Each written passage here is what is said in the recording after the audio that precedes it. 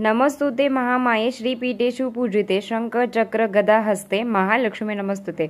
नमस्कार, तुम्हा सर्वांचं आपल्या चॅनलमध्ये खूप खूप मनापासून स्वागत आहे। आजच्या व्हिडिओमध्ये नवरात्रीत हवन कसं करावं, घरच्या घरी साध्या पद्धतीने हवन कसं करावं, ते केव्हा या संदर्भाची माहिती आहे। नेमकं हवन म्हणजे काय, कधी करावं, कसं करावं, सगळ्यात महत्त्वाचा महिलांना प्रश्न पडला आहे, ताई हवन नाही केलं तरी चालेल का? हवन हे नवरात्रीचा अविभाज्य भाग मानला जातो। या पद्धतीने नवरात्रीत हवन तेवढंच महत्त्वाचं आहे। हवन करायला काही खर्च लागत नाही, काही मंत्र स्तोत्र काही लागणार नाही आहे। तुम्ही जर हा माझा व्हिडिओ सगळा बघितला, अरे हे तर माझ्या घरात सगळं आहे, हवन करताना हवन घरात करा हे महत्त्वाचं मानलं जातं।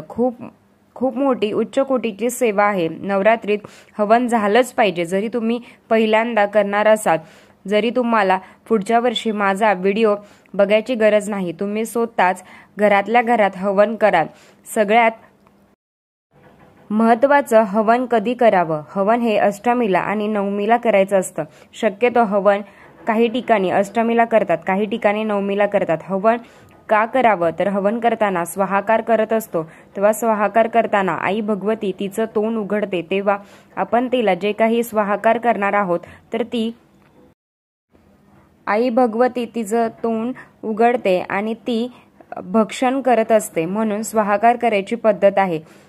जर तुमच्या जवळपास केंद्र दुर्गा सप्तशती पाठ हवन युक्त पाठ करत असतो, तेव्हा स्वाहा स्वाहा स्वाहा स्वाहा देऊन देवी आई भगवतीला प्रसाद देत असतो, ती ग्रहण करत असते। एवढी सुंदर सेवा आहे। घरात घटस्थापना करा, असेल केली नसेल केली, दुर्गा सप्तशती पाठ 14 पाठ केल्यावरच हवन करायचं का? पाठ 1 केला, 3 केले, 5 केले, 9 केले, 14 केले, अगदी तुम्ही घरात सामाविक सेवा जरी केली असेल तरी तुम्हाला हवन करायचंच आहे। थोडक्यात काय, दुर्गा सप्तशती पाठ सिद्ध कुंजिका स्तोत्र काहीतरी केलंच असेल ना, या नवरात्रीच्या कालावधीमध्ये तरी हवन सुद्धा त्याचाच एक भाग आहे। आता 14 पाठ झाल्यावरच हवन करायचं का? तर काही कारणांमुळे मला 14 पाठ झाले नाही, तर मी संकल्प केला होता 14 पाठ काही कारणामुळे झाले नाही तर हवन करू शकता। जर तुमचे 14 पाठ झाले नसतील काही कारणांमुळे, तर लक्षात घ्या तुम्ही हवन करू शकता। काही कारणांमुळे तुमचे 14 पाठ झाले नाहीत तर आपल्याला बघा, काही कारणांमुळे आपल्याला दुर्गा सप्तशती पाठाचं उद्यापन करायचं असतं। सागर संगीत आहे का?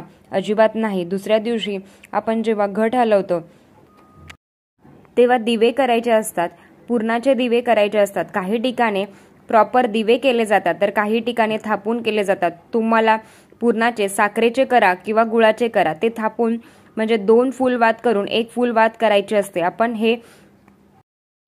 हा पण अत्यंत कुळाचाराचा भाग मानला जातो। हवनाबद्दल काय सामग्री लागणार आहे? हवन कोणी करू शकतो? हवन कोणीही करू शकतो, कोणीही आई भगवतीची सेवा करू शकतो।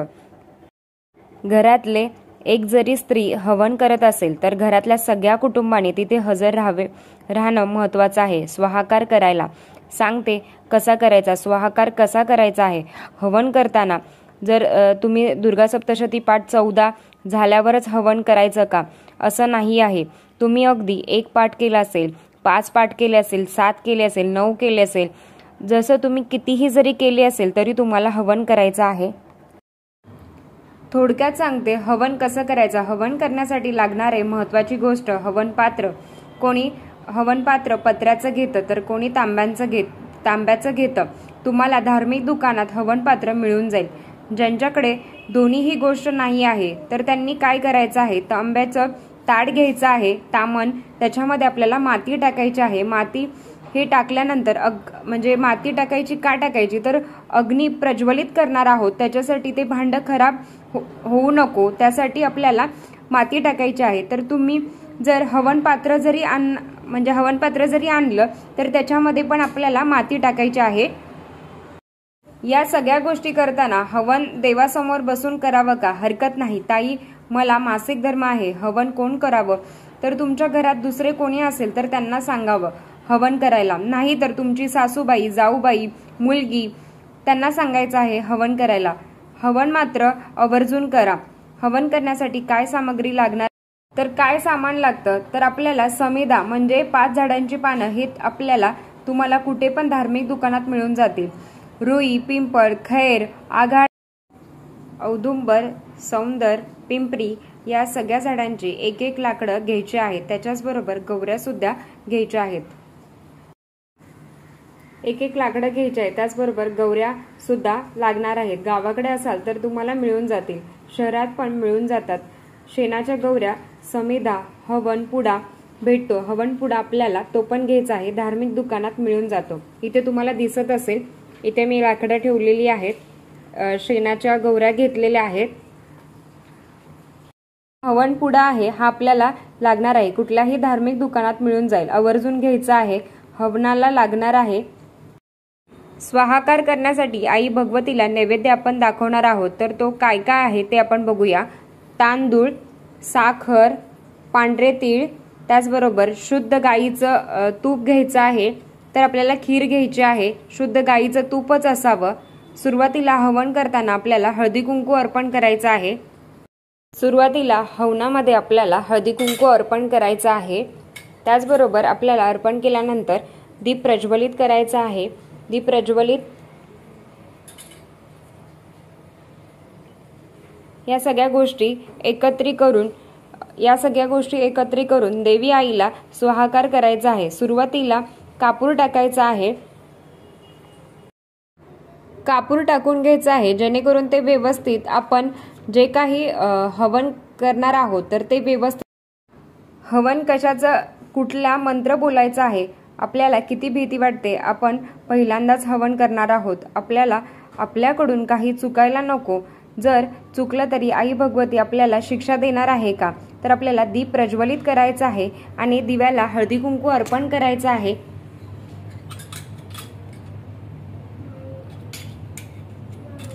आणि आपल्याला प्रार्थना करायची आहे.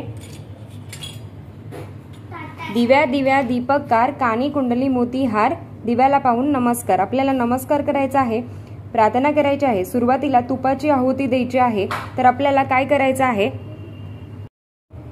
सुरुवातीला तुपाची आहुती द्यायची आहे. ओम गण गणपते नमः या मंत्राचा जप करायचा आहे.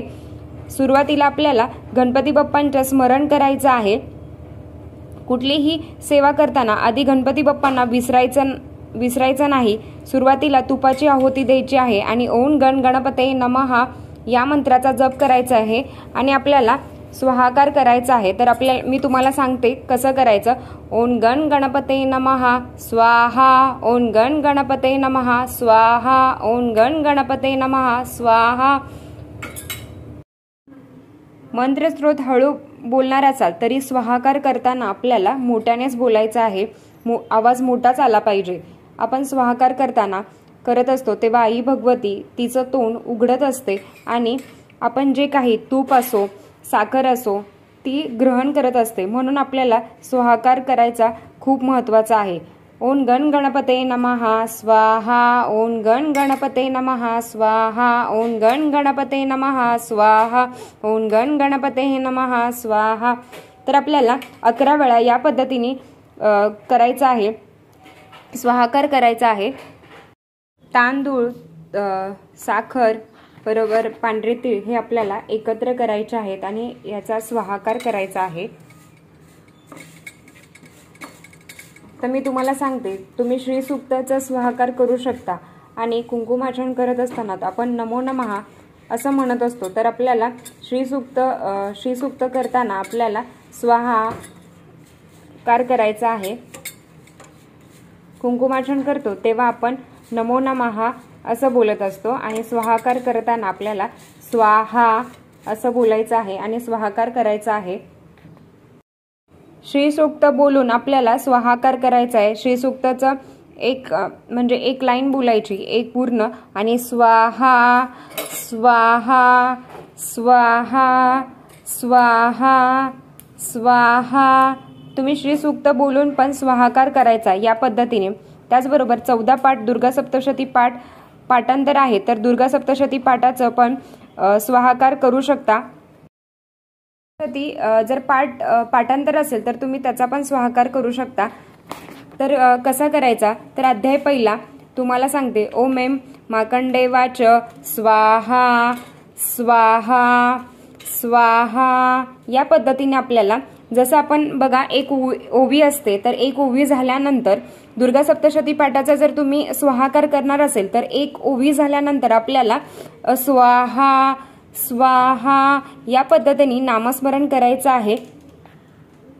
सप्तशती पाठाचं हवन करायचं असेल त्यांनी ते करू शकता, किंवा श्री सूक्त बोलून तुम्ही हवन करू शकता। त्यांना ते करावं असं वाटतं तर त्यांनी ते करावं। काहीच म्हणता येत नाही तर या दोन्हीपैकी तुम्हाला काहीच म्हणता येत नाही, तर आपल्याला श्री सूक्त पण येत नाही, दुर्गा सप्तशती पण येत नाही, तर आम्हाला वाचायला अवघड आहे, खूप वेळ लागणार आहे। मग अशा वेळी तुम्ही काय करायचं आहे, नवार्ण मंत्र ओम ऐं क्लीं चामुंडाहे बिचे स्वाहा, ओम ऐं क्लीं चामुंडाहे बिचे स्वाहा।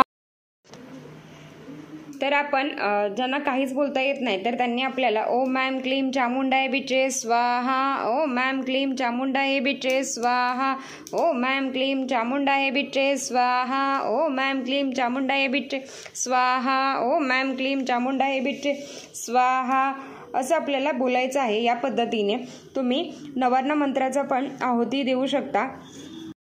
स्वाहाकार कसा करायचा, तर तुम्ही जसं तुम्ही इतक्या वेळा बोललात तर तेवढ्या वेळा बोलून झाल्यानंतर आपल्याला नंतर थोड्या वेळाने खिरीची आहुती द्यायची आहे।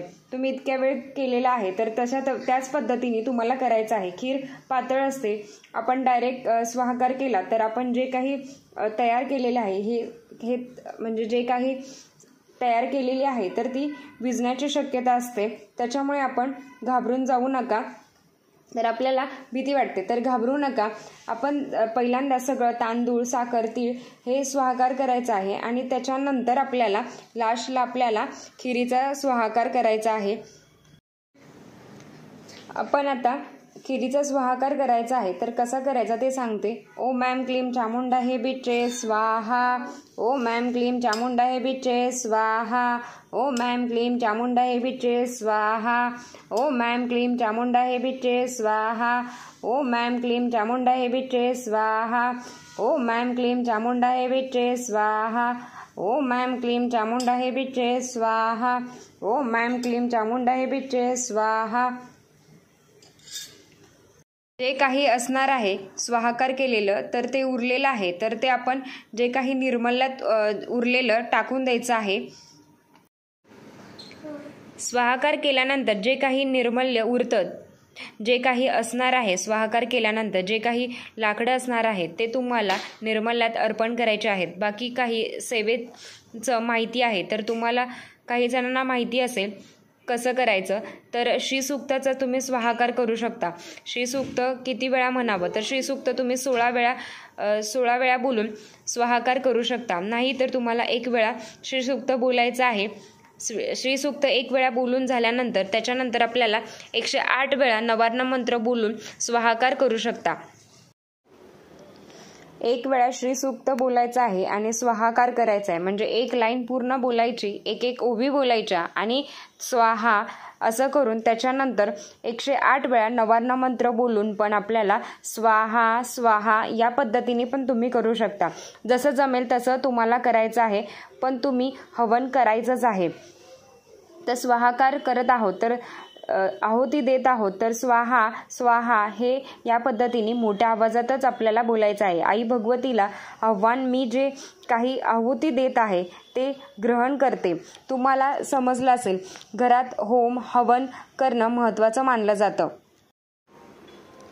महिलांचे प्रश्न, भाड्याचं घर आहे, हो तुम्ही करू शकता, तरीसुद्धा तुम्ही आई भगवतीची सेवा करत आहात। ज्यांना मासिक धर्म त्यांना कोणाकडून करून घ्या, ज्यांना सुतक विटळ असेल तर ते करता येणार नाही, तर ही खूप प्रभावी सेवा, खूप सुंदर सेवा आहे। मी सांगते 1% विश्वास ठेवा। यावर्षी स्वाहाकार घरात हवन करा, तुम्हाला खूप छान वाटेल। आई भगवतीची खूप काही द्यावं त्यापेक्षा सेवा करा, आनंद मिळत असतो, ते लाख मोलाचं असतं। आजचा व्हिडिओ इथेच थांबवते। आवडला असेल तर लाईक, शेअर, सबस्क्राईब। धन्यवाद। श्री स्वामी समर्थ।